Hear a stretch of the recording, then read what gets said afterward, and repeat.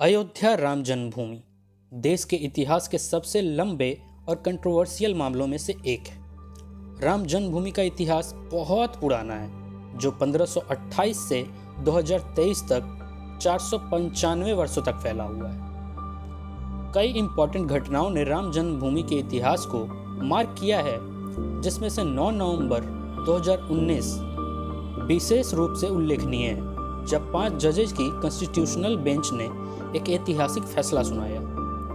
आइए एक नज़र डालते हैं रामलला की जन्मभूमि की टाइमलाइन पर। 1519 में जब बाबर पहली बार इंडिया आया, तब 1528 में इस कंट्रोवर्शियल प्लेस पर मस्जिद के कंट्रोवर्शियल निर्माण का आदेश बाबर के कमांडर मीर बाकी ने दिया था। हिंदू समुदाय का दावा था कि यह स्थान भगवान राम का जन्म स्थान है और इस स्थान पर एक प्राचीन मंदिर था। हिंदुओं ने दावा किया कि मस्जिद के गुंबद में से किसी एक के नीचे वाले स्थान पर भगवान राम का जन्म स्थान था। 1853 से 1949 के बीच बहुत फैसले हुए, जिसमें से 1853 में उस स्थान के आसपास कम्युनल राइट्स हुए, जहां मस्जिद का निर्माण किया गया था। इसके बाद 1859 में ब्रिटिश एडमिनिस्ट्रेशन ने विवादित क्षेत्र के चारों ओर एक फेंस लगा दी, जिसमें मुसलमानों को मस्जिद के अंदर नमाज अदा करने की अनुमति मिल गई और हिंदुओं को कोर्ट यार्ड के पास पूजा करने की अनुमति मिल गई।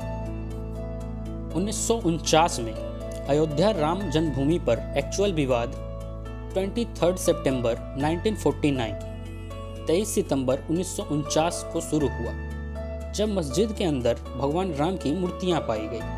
हिंदुओं का दावा था कि भगवान राम वहां स्वयं प्रकट हुए थे और मुस्लिमों का कहना था कि कुछ लोगों ने जबरदस्ती इसे रात में रख दिया है। उत्तर प्रदेश सरकार ने मूर्तियों को तत्काल हटाने का आदेश दिया, लेकिन वहां के उस टाइम के डीएम के नायर ने रिलीजियस सेंटिमेंट्स आहत होने और हिंसा भड़कने के डर से आदेश लागू करने में असमर्थता जताई।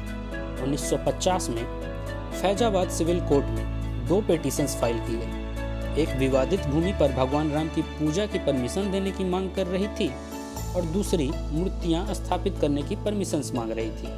1961 में उत्तर प्रदेश सुन्नी वक्फ बोर्ड ने पिटीशन फाइल कर विवादित जमीन पर कब्जा और मूर्तियां हटाने की मांग की। 1 फरवरी 1986 को फैजाबाद डिस्ट्रिक्ट जज उमेश चंद्र पांडे के पिटीशन के आधार पर के.एम. पांडे ने हिंदुओं को पूजा करने की अनुमति दी और स्ट्रक्चर से ताला हटाने का आदेश दिया।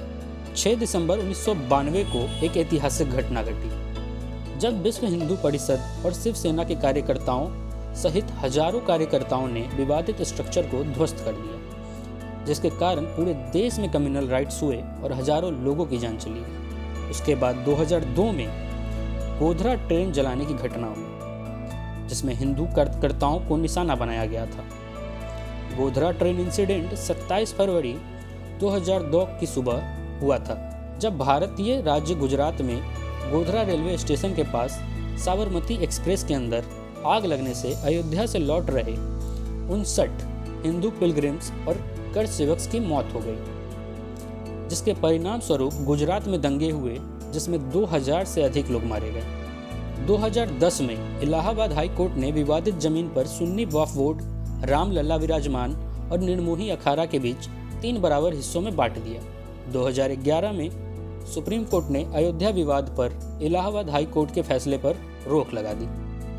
अब 2017 में सुप्रीम कोर्ट ने आउट ऑफ कोर्ट सेटलमेंट के लिए बोला और कई बीजेपी लीडर्स पर क्रिमिनल कंस्पिरेसी का आरोप लगाया, जिसमें LK. Advani, Murli Manohar Joshi, union minister Uma Bharti जैसे टॉप के नेता शामिल थे। 8 मार्च 2019 को सुप्रीम कोर्ट ने मामले को मीडिएशन के लिए भेजा और 8 हफ्ता के अंदर प्रोसीडिंग्स समाप्त करने का आदेश दिया। मीडिएशन पैनल ने बिना कोई सॉल्यूशन हासिल किए 2 अगस्त 2019 को अपनी रिपोर्ट पेश की। इसके बाद सुप्रीम कोर्ट ने अयोध्या मामले पर डेली हियरिंग्स स्टार्ट कर दी और 16 अगस्त 2019 को सुनवाई पूरी होने के बाद फैसला रिजर्व रख लिया था। 9 नवंबर को सुप्रीम कोर्ट की 5 जजेज की बेंच ने राम जन्मभूमि के पक्ष में फैसला सुनाया, जिसमें 2.77 एकड़ विवादित भूमि हिंदू पक्ष को दे दी गई और मस्जिद के लिए अलग से 5 एकड़ ज़मीन एलोकेट की गई। तो मैंने अभी तक इस 500 साल के राम मंदिर के स्ट्रगल को आपको एक शॉर्ट नोटिस में बताया है।